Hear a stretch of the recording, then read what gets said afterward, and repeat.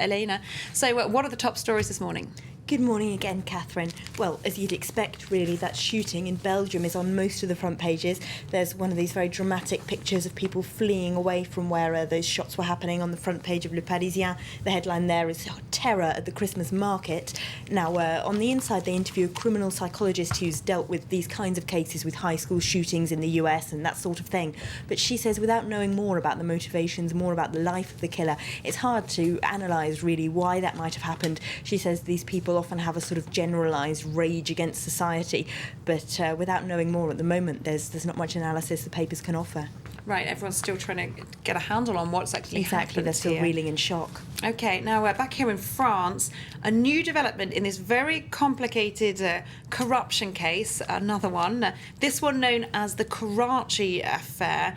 Now, a former minister, this is the latest development, isn't it? A former minister has been arrested in connection with this case. Yes, the Karachi case, the delayed action bomb, is the front page of the free paper 20 Minutes. Now, very briefly, this is the investigation as to whether there were kickbacks paid by the French over arms deals to Pakistan in the 1990s and whether the cancellation of those kickbacks might have led to a bomb attack in Karachi in 2002 that killed 8 French engineers. Now, who's been arrested now? The former culture minister. That's because he was the advisor for the defence minister at the time when this happened, so the investigators hope he might know something about this. Now, this politically is important because it brings the case closer to former Prime Minister Edouard Balladur, who then ran for the presidency in 1995 and needs to explain where 10 million francs in cash that turned up in his campaign accounts came from, the suspicion being that they were from those kickbacks. And of course, that brings the case closer again to the man who was the spokesperson for his campaign, one Mr. Nicolas Sarkozy. Okay, yep, heard of him. Well, it's a very complicated web, of course, but it's an ongoing thing in the French press. What about the ongoing election campaign? Now, candidates have been falling over each other this week to support French manufacturing.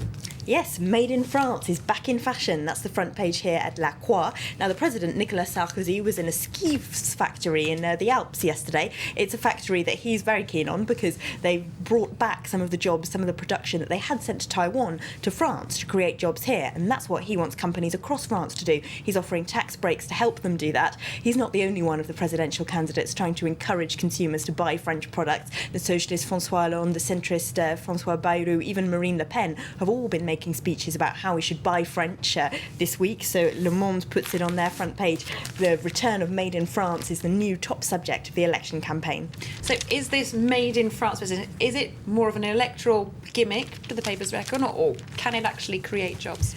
Well, Le Monde is pretty cynical about it. They point out that ski factory that Sarkozy visited yesterday has only created 20 jobs, and they say even if more companies like that do bring jobs back to France, that won't necessarily solve the problem in French manufacturing, which according to them is that they concentrated too much on making cheap products and competing with China instead of becoming a mark of quality like German cars, for example. Le Figaro is also pretty cynical, but for different reasons. The right-wing paper, they blame too much red tape and labour laws in France for making life difficult for manufacturers. Right, okay, so there are different takes on that, and I guess 20 jobs in the big scheme of things, one could say a drop in the ocean there. Exactly. Okay, now Renault, you've got some news on the heirs of Renault, I believe. Yes, Renault, of course, one of France's most well-known companies, but their heirs aren't creating jobs, they're suing the French state. That's because they want compensation for assets of the companies that were confiscated after the war because the head of the company had collaborated with the Nazis.